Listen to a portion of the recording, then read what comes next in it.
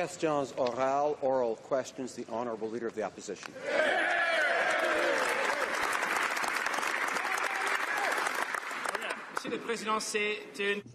Mr. Speaker, it's a Canadian tradition to make sacrifices to create prosperity for future generations.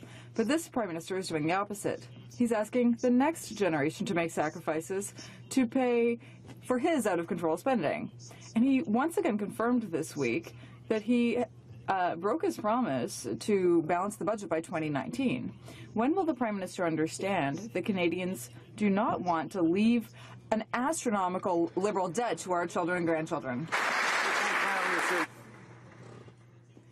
Mr. Speaker, Canadians made a clear choice in the last election. They had a choice to vote for a party that was going to balance the budget at any cost through cuts, or a party that would govern by investing in our future and by giving more money to the middle class, increasing taxes for the wealthiest 1%, investing in our communities, in our social housing, public transport, and building a better future for our citizens.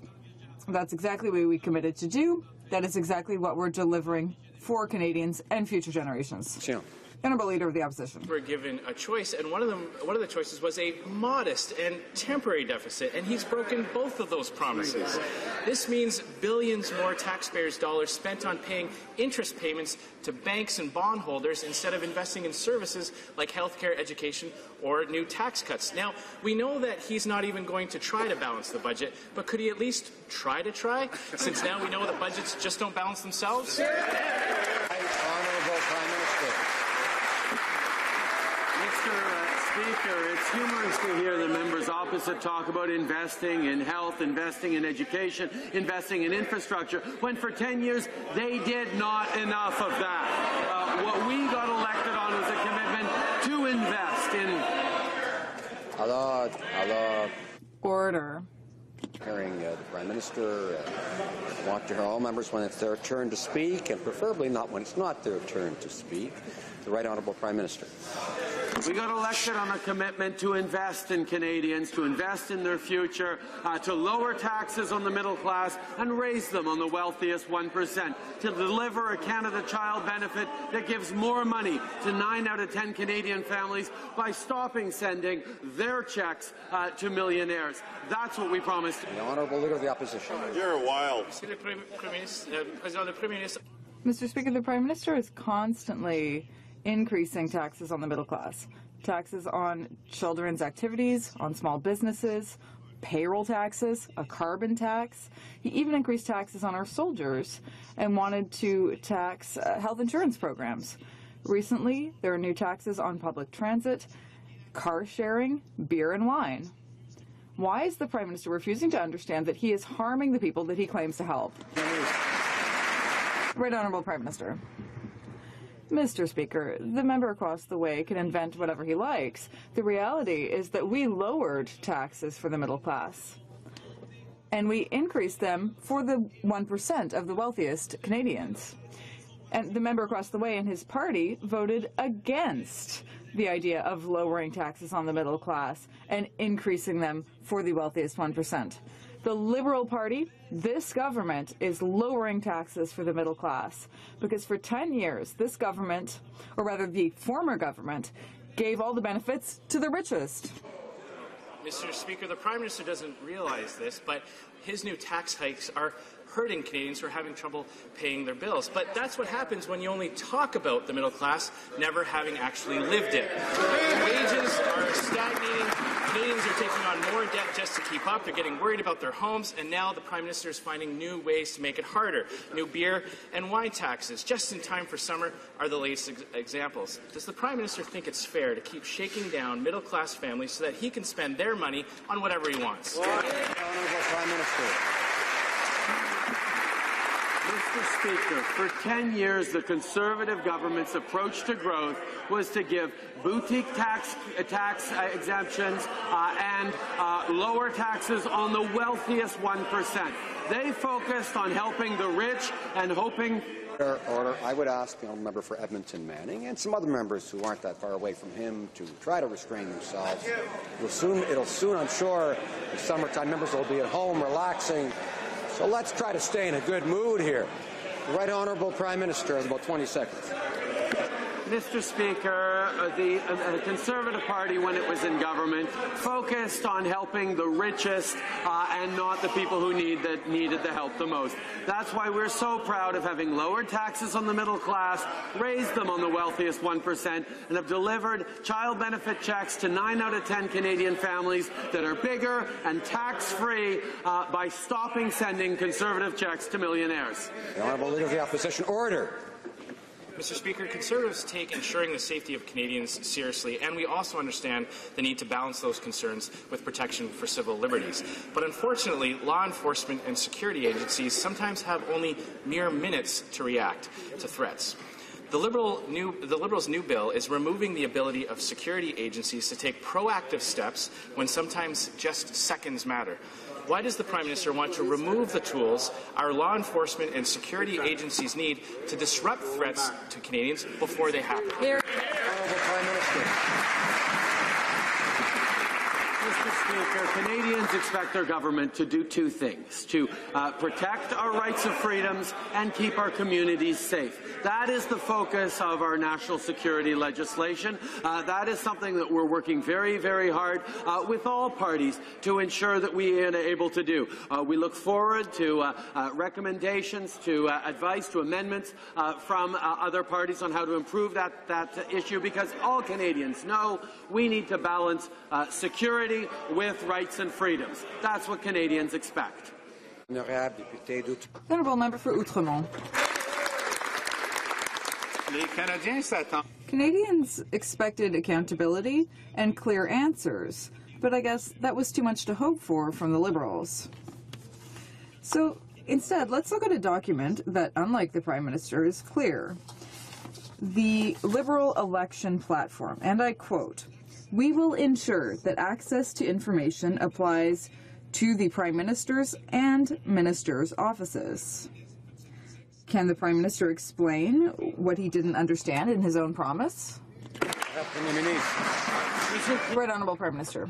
Mr. Speaker, we are improving government transparency and openness by bringing forward some of the most significant changes to the Access to Information Act since 1983. We're giving the Commissioner the power to order the provision of government information, and we are including a proactive and legislated process for the Prime Minister's office, the Minister's office, and administrative organizations that support Parliament.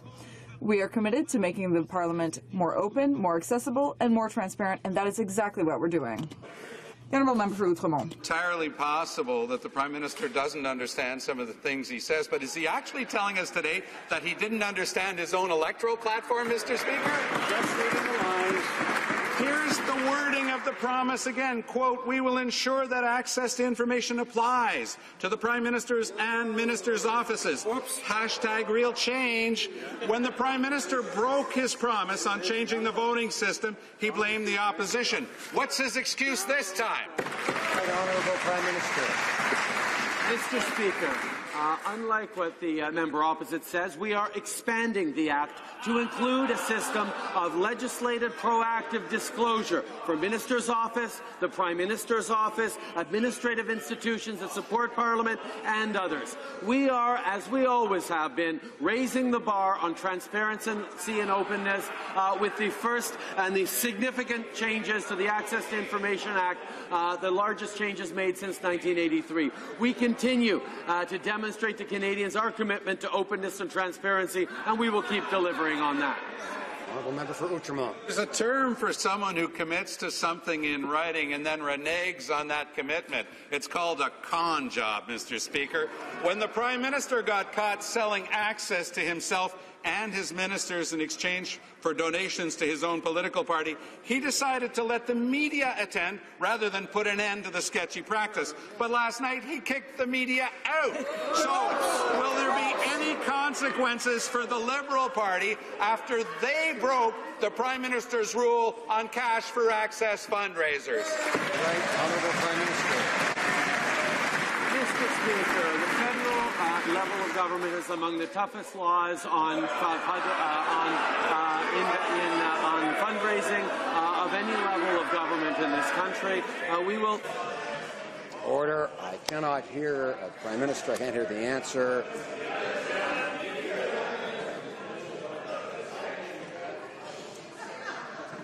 The honourable member for Banff Airdrie, please come to order along with others, because we want to carry on with the rest of question period, I think, don't we? Order. The Right Honourable Prime Minister. Thank you, Mr. Speaker. We take very seriously the strong rules that we have around donations to political parties here at the federal level, and that's why we've actually raised the bar and encouraged the other parties to follow suit, to have our fundraisers done in public places, to invite the media to immediately disclose the lists. These are things the Liberal Party is doing that the other parties will not do yet. When are they going to start being open and transparent with Canadians as well? The honourable member for Outremont. Order. Follow suit? The Premier Minister?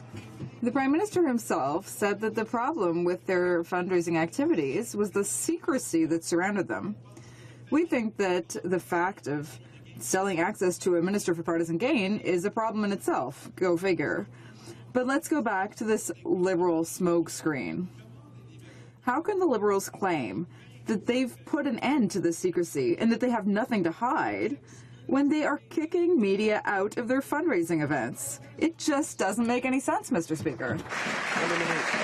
Right Honourable Prime Minister. Mr. Speaker, we will always be working to improve transparency and openness in Parliament and in the way that our parties work. And we encourage opposition members to participate in an open and transparent fashion in the changes that we've proposed. We've invited media to our fundraising events. We publish the lists. We hold these events in public places. These are things that the parties across the way do not do. What do they have to hide, Mr. Speaker? We are open. Honorable député de Lac-Saint-Jean. Honourable member for Lac-Saint-Jean.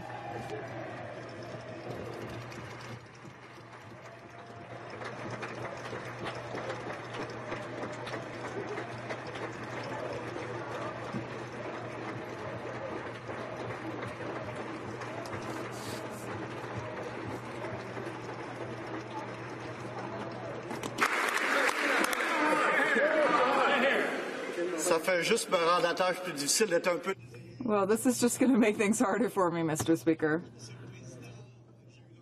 Mr. Speaker, in the last few years, I've had the honor of holding positions that allowed me to represent Quebec and the regions of Quebec.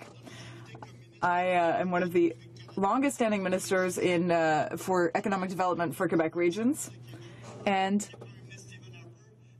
I worked under former Prime Minister Stephen Harper in a position that no longer exists. I took pride in defending the regions of Quebec, and I think that I did more. People tell me that I did more than the 40 Liberal Quebec members. So why aren't they taking that into consideration? The Right Honourable Prime Minister. Mr. Speaker, first of all, allow me to thank the member for his service to his community, to this House, and to all Canadians for many, many years.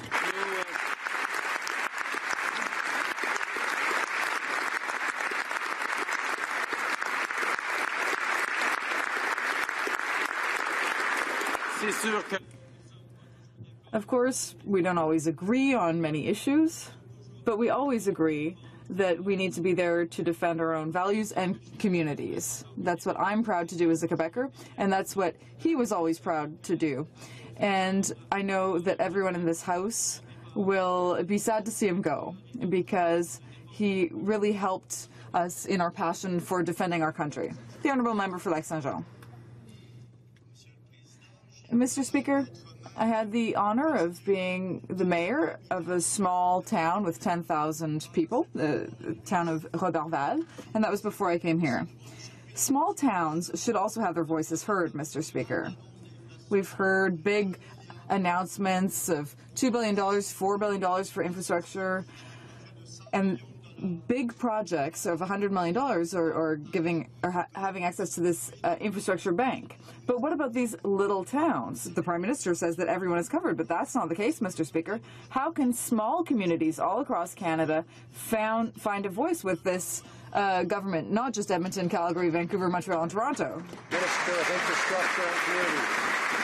Mr. Speaker, we are very proud of putting forward an agenda to build and rebuild Canadian communities of all sizes, regardless. $2 billion dedicated funding for small communities, water and wastewater funding that has primarily gone to build water wastewater system in the small communities, and 80% of the funding approved under Small Communities Fund has gone to communities with a population less than 15,000 people. That's exactly what we're focused on. We want to help all communities, large, mid-sized, and small towns and hamlets. Thank you, Mr. Speaker. Member for Lakeland. Mr. Speaker, this Prime Minister is close to passing Canada's all-time per capita spending record, but unlike his predecessors, his out-of-control spending is without a global recession and without a large-scale military conflict. The Liberals spend and spend while nickel and diming everyday Canadians and forcing tax hikes on the most vulnerable. The deficit is already 3 times what the Liberals promised, and they have no plan to get it under control. Can the minister tell Canadians when the budget will be balanced? Mr. Speaker, I want to be very clear with this House. We have a plan, and that plan is working. What we've seen over the course of the last year and a half is that our economy is doing significantly better. Over the last 3 quarters, as an example, we have 3.5% real growth. More than 250,000 full-time jobs have been created over the last year. What we're seeing is a real improvement in our economy, which is helping families across this country. That's exactly what we set out to do, making a real difference for Canadians today and tomorrow. The honourable member for Lakeland. Order. Not an answer. And Mr. Speaker, former parliamentary budget watchdog Kevin Page said the Liberals' spending patterns are like his weekend golf swing. Loose and all over the place. Worse, Page said Canada's fiscal analysis is among the weakest in the G7. The Liberals' only plan is to slap even more taxes on Canadians who already can't afford it. The Liberals spend billions overseas, hundreds of thousands on big self-centered perks and cardboard cutouts. Their priorities are out of whack. It's ridiculous. When will they finally be responsible, keep their word, and stop risking the economic futures of young Canadians? Mr. Speaker, the reason the IMF and the OECD look at Canada and say that we're making a real difference is because they can see the impact that we are actually having on young Canadians, creating jobs for people. So more than 250,000 full-time jobs over the course of the last year and a half, the best record in many years. That's exactly what we set out to do. We are seeing better economic outcomes today, and what that's going to prove is that we're showing real benefits for Canadians today and tomorrow. The honourable member for Louis Saint Laurent. Thank you, Mr. Speaker. Yesterday, the Minister of Finance met with his provincial counterparts, and what did they talk about? Well, taxing marijuana. Wow, that's real progress in society, eh? Very far from the priorities of Canadians.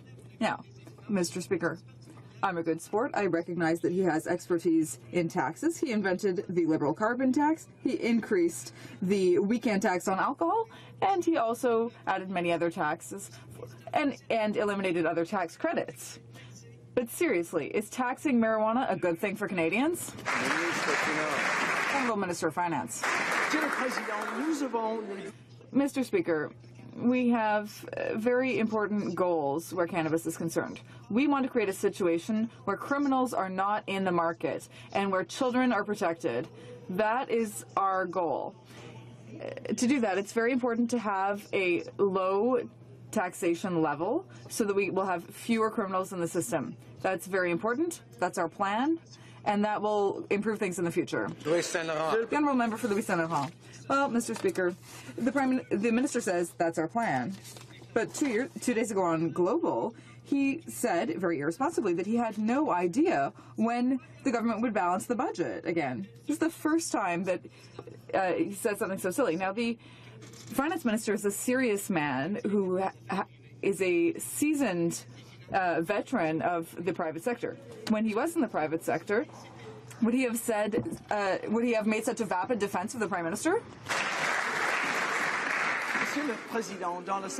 Mr. Speaker, in the private sector, as in the public sector, the numbers are the same. The situation is clear. We have a situation where our level of economic growth is much better than it was before. We, in the last 3 quarters, have had a growth rate of 3.5%. That's a very good situation.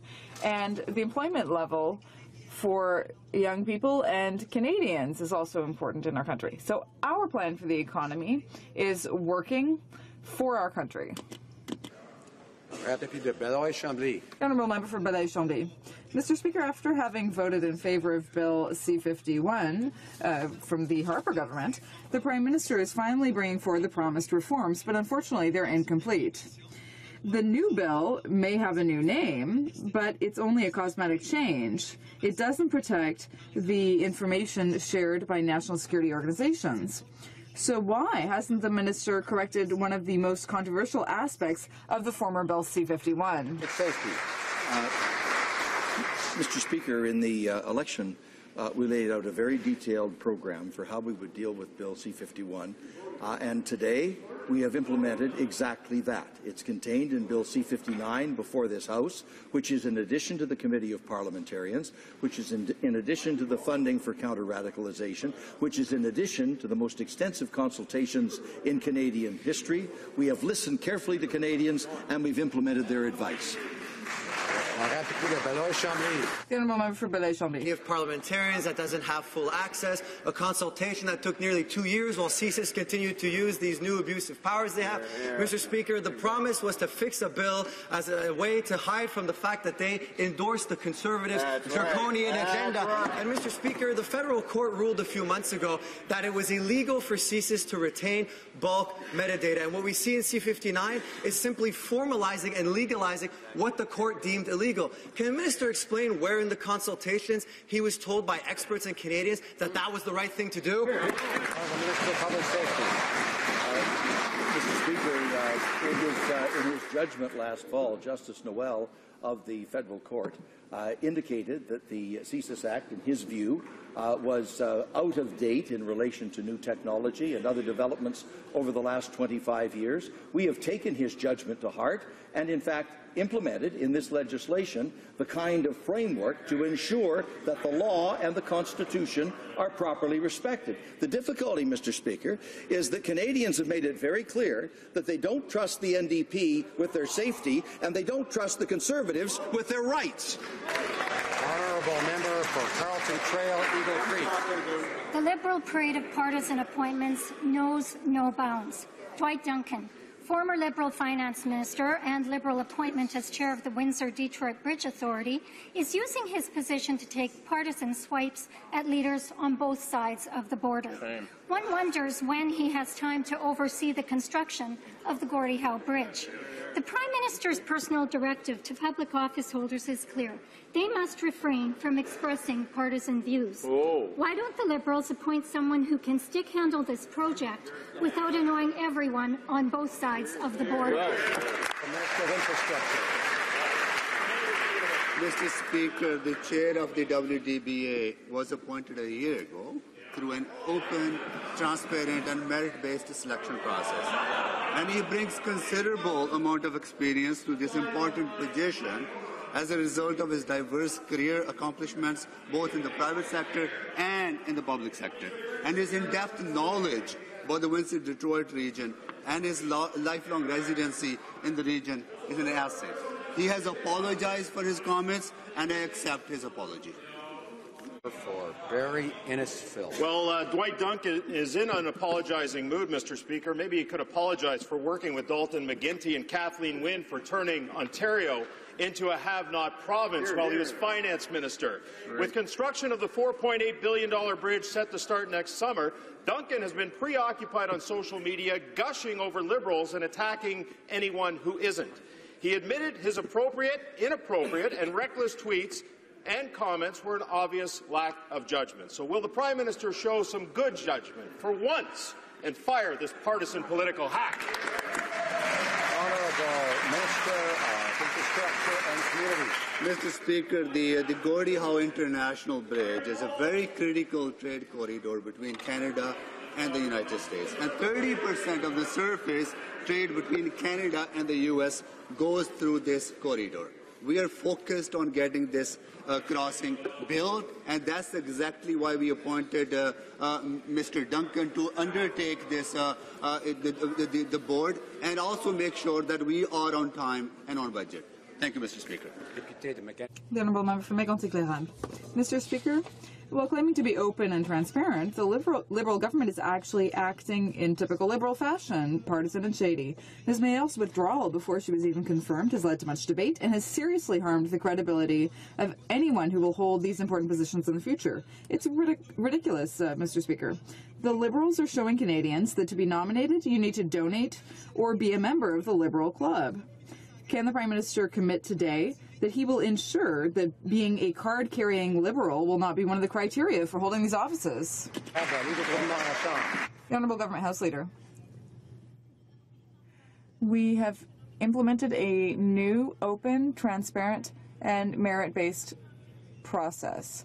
Our objective is to identify highly qualified candidates and to respect gender parity and Canadian diversity.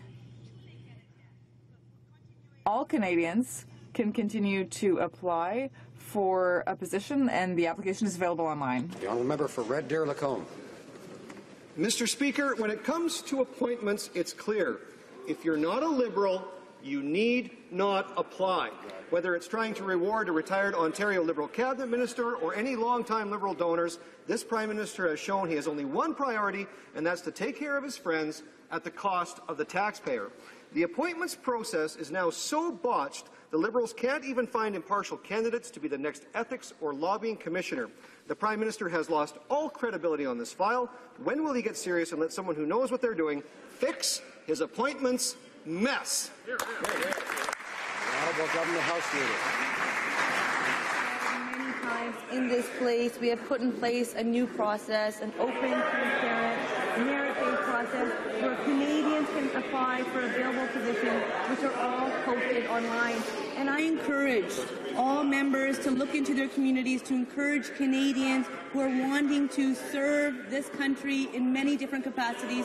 We know the important work that these positions do for our country. We are looking for Canadians from coast to coast to coast. We are looking at gender parity. We are looking at bilingualism. This is an amazing opportunity, and all members can be part of this to get Canadians to apply. The Honourable Member for Vancouver East.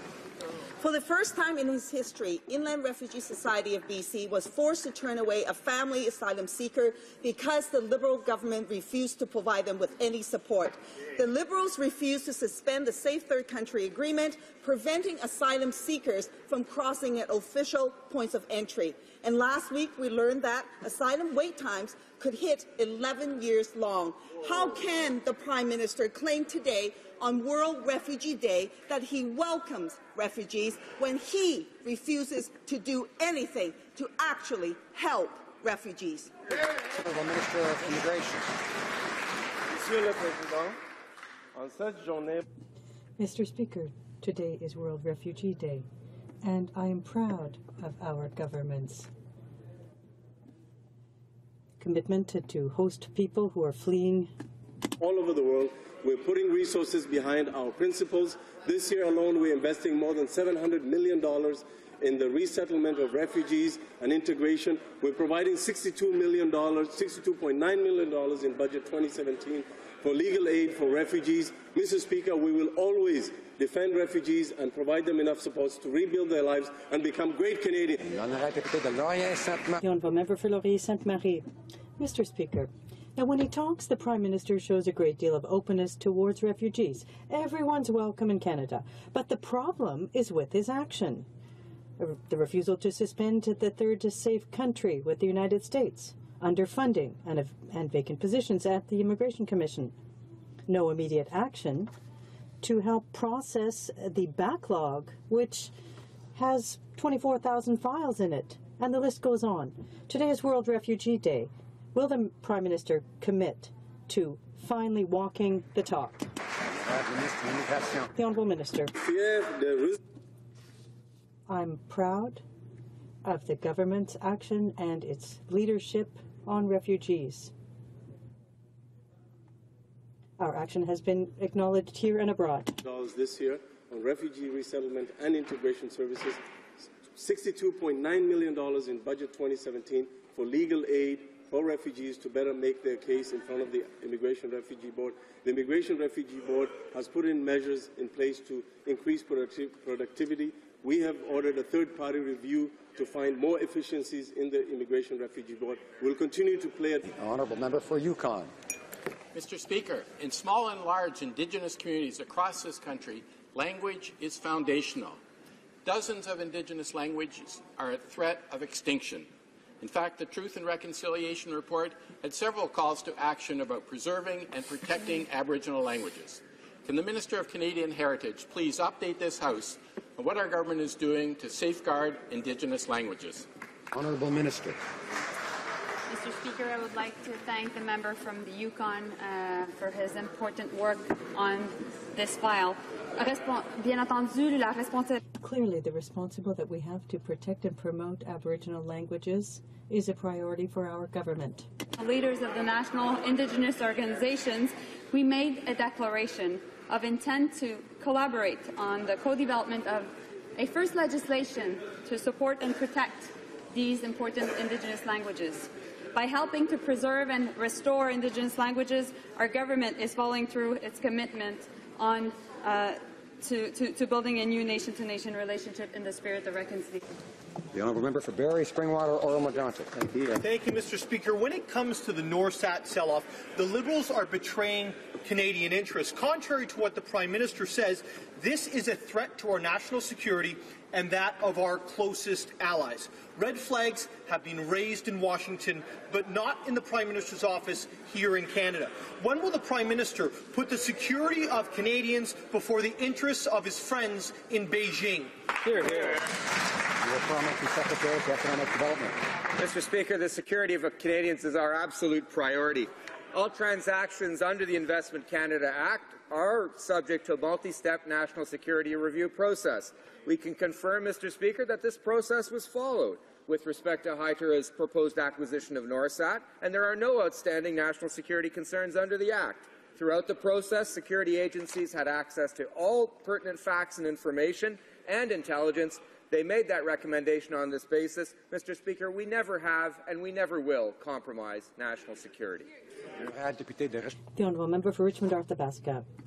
Mr. Speaker, on Norsat, a company making equipment used to keep us and the Americans safe, the Liberals neglected it. The Chinese didn't want a complete review.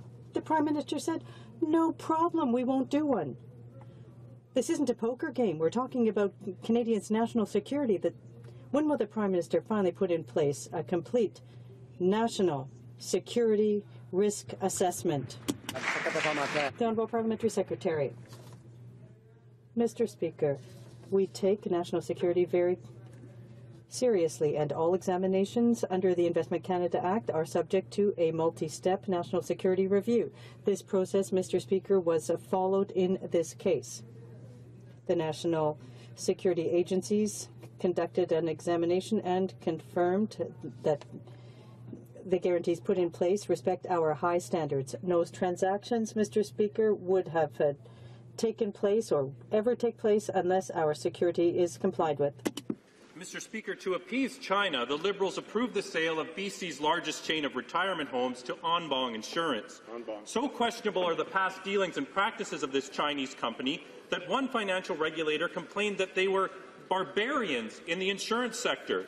Now we learn that the founder of Anbong, Mr. Wu, is being detained on suspicions of money laundering and other alleged crimes. Why, when the wolves of Wall Street won't deal with this questionable company, did the Prime Minister rush headlong into approving this deal? Why did he sell out our seniors? Mr. Speaker, the application by Cedar Tree to acquire Retirement Concepts was approved as the acquisition will result in a net benefit to Canada.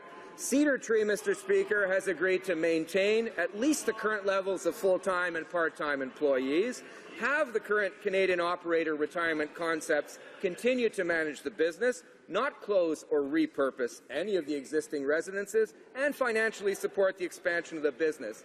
These guarantees will remain in place for a significant period of time. Mr. Speaker, there was a net benefit to Canada here. That's the criterion under the Act. That's why we approved it. The honourable member for Chilliwack Hope. Mr. Speaker, there is no net benefit to BC's seniors from this deal. It's like an onion. The more layers you peel back, the more it smells. It's become all too clear that under this Liberal government, there's no deal with the Chinese they won't make. They're wearing out their rubber stamp, Mr. Speaker, whether it's giving up our military technology or putting a corrupt company in charge of caring for our seniors. Anything and everything is up for grabs. When will the Prime Minister stop selling out Canadians to appease his Liberal friends and backers in Beijing? Yeah. Honourable Parliamentary Secretary for Economic Development. Mr. Speaker, I thank the honourable member for the question. The simple fact of the matter is that this deal was good for Canada. Canadians can be reassured that we followed the Investment Canada Act process and carried out its required due diligence. We examined the case on its own merits and approved the acquisition because it is of net economic benefit to Canada. Jobs will be maintained, none of the existing residences will be closed or repurposed, and financial resources will be available for expansion. This means more high-quality seniors living in healthcare facilities in Canada, more jobs in Canada. There's a net benefit to Canada here, Mr. Speaker. The honourable member for Jonquière. Mr. Speaker, despite the announcement made by the government, a great deal of work remains to be done to save forestry jobs once and for all. Again, yesterday, Unifor organized a National Day of Action across the country, including one day in my hometown of Jonquière. I stood side by side with workers in the forestry sector to underscore the importance of it because it's at the heart of our communities. The former government left money on the table, a great deal of money on the table. Can the minister assure us that the government will not negotiate a sellout agreement? The Honourable Parliamentary Secretary for Canada-U.S. Relations. Monsieur le Président. Mr. Speaker, we are committed to defending Quebec's forestry sector, and we will continue to do so in all of our negotiations. We deplore the decision by the U.S. government to impose duties. It's unfair. We stand alongside our provincial partners. An agreement will be the best. We want an agreement that will be best for Canada and the U.S., but we won't sign any old agreement, Mr. Speaker. Mr. Speaker, workers are out in the street fighting for their jobs because this Liberal government is failing to fix it. The deal, Mr. Speaker, the failure from Liberals to secure a deal on softwood is seriously threatening forestry jobs. And on the eve of NAFTA renegotiations, the lack of a softwood deal isn't inspiring much confidence. The Liberals like to talk about their respectful relationship with the U.S. and how they will get the best deal. But how can Canadians trust this government to get a good deal on NAFTA when the Liberals continue to fail to get an agreement on softwood lumber? The Honourable Parliamentary Secretary. Mr. Speaker, as we know, the previous Conservative government allowed the agreement to lapse. We strongly disagree with the U.S. Commerce Department's decision to impose unfair and punitive duties. Order, order, order.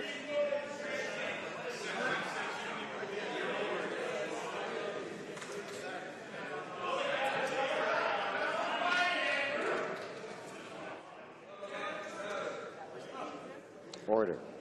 The Honourable Parliamentary Secretary has the floor.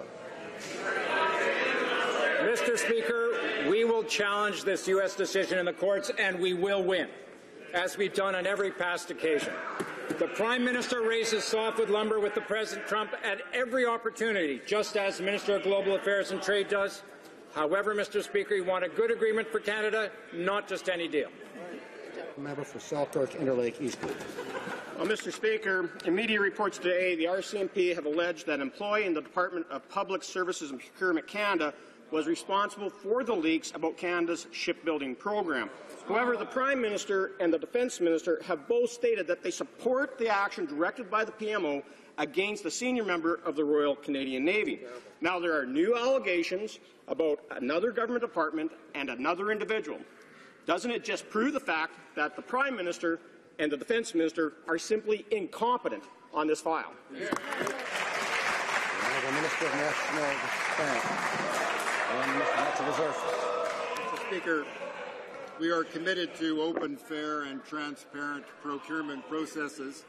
Through the National Shipbuilding Strategy, we are committed to getting the women and men of the Canadian Navy and the Coast Guard the equipment they need to do their jobs protecting and serving Canadians. The strategy is a long-term commitment to shipbuilding that will rejuvenate our industry, support Canadian innovation, and bring jobs and prosperity to communities across the country. The Honourable Member for Charlesbourg, Haute-Saint-Charles. Mr. Speaker, our men and women in uniform are seeing the sorry spectacle by the Liberals and the Prime Minister firsthand. For a year now, the opposition, experts, troops have been telling the government to stop misleading Canadians with this unnecessary purchase of 18 Super Hornets. The minister's lost his credibility, and the Prime Minister is improvising, making it up on the fly at the expense of national security. Can the government finally put in place an open and transparent process to replace the fighter jets and give the troops the equipment they need now? National Defence. Mr. Speaker, I was very proud to be able to, on behalf of the government, announce our new defence policy that we'll be purchasing not 65 fighter aircraft, but 88, Mr. Speaker, to making sure that we have a full, transparent competition to replace the entire fleet. We're investing into our legacy fleet as well. And, Mr. Speaker, yes, we do have a capability gap to making sure that we need to fill this, to making sure that the Air Force has all the planes necessary to meet all their commitments simultaneously. Thank you, Mr. Speaker. Honourable Member for Calgary Nose Hill. Speaker, the government's rush to process Syrian refugees has resulted in a backlog of almost 45,000 privately sponsored refugees. And this means that many of the world's most persecuted, including Iraqi Christians, Yazidis, and LGBTQ+, many of whom are internally displaced and cannot survive the process of getting onto a UNHCR list, remain in peril even though Canadians have fundraised to bring them to Canada. Why is the Prime Minister turning his back on both generous Canadian donors and persecuted minorities? Honourable Minister of Immigration. Mr. Speaker, I'm proud of the results our government has achieved and its leadership when it comes to refugees. This has been acknowledged by Canadians and across the world. This year we will have allocations of 40,000 people for protected persons and refugees. That includes 25,000 resettled refugees from abroad, which is double what that party and that member committed to. 16,000 privately sponsored refugees, which is almost quadruple what that party and that member committed to. We will take no lessons on refugee resettlement from that member and that party, Mr. Speaker.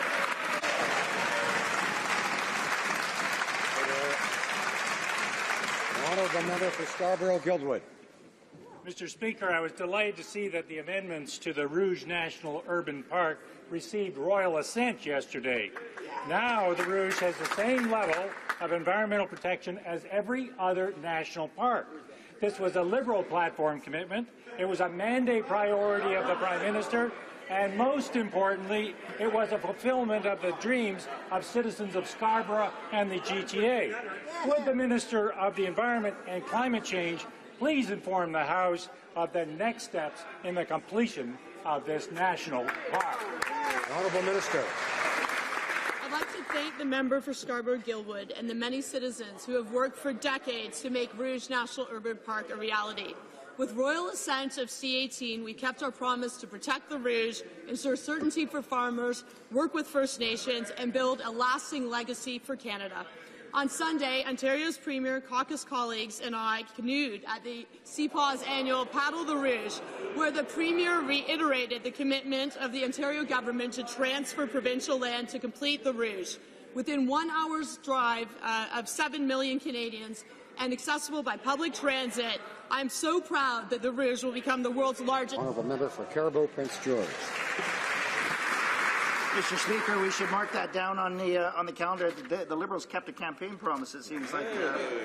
Mr. Speaker, a new report has found that Marine Atlantic, a Crown corporation operating ferries between Newfoundland and Nova Scotia, is receiving taxpayer subsidies and forcing out private marine shipping from the market.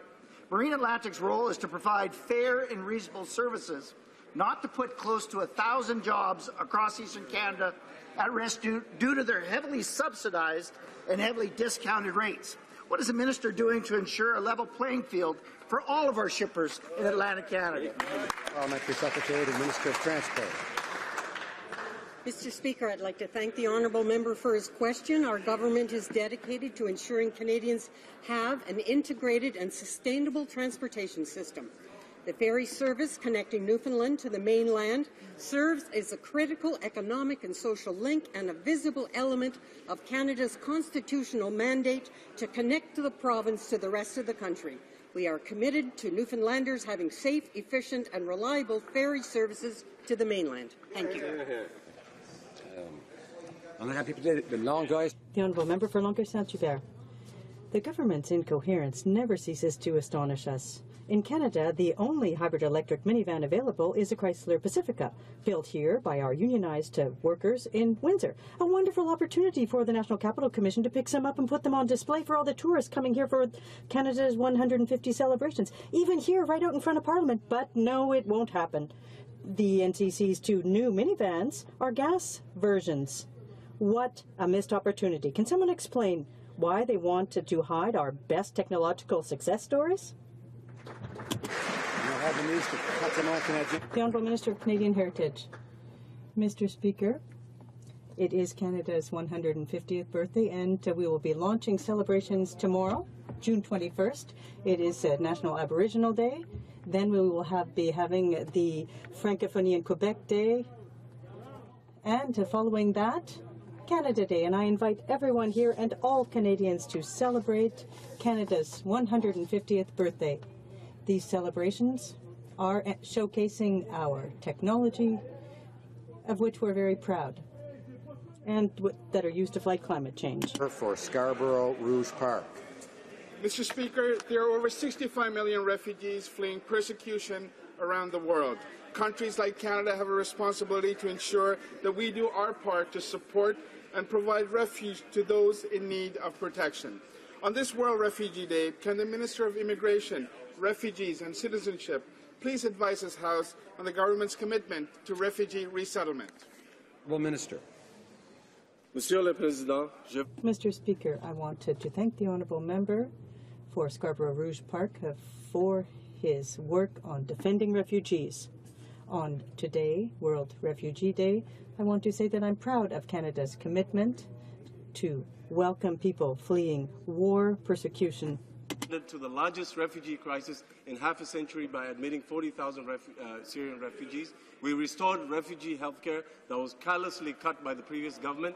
We tripled the number of privately sponsored refugees. As a former refugee and on behalf of the Government of Canada, I applaud the generosity of Canadians who day in, day out assist refugees. For Yorkton Melville.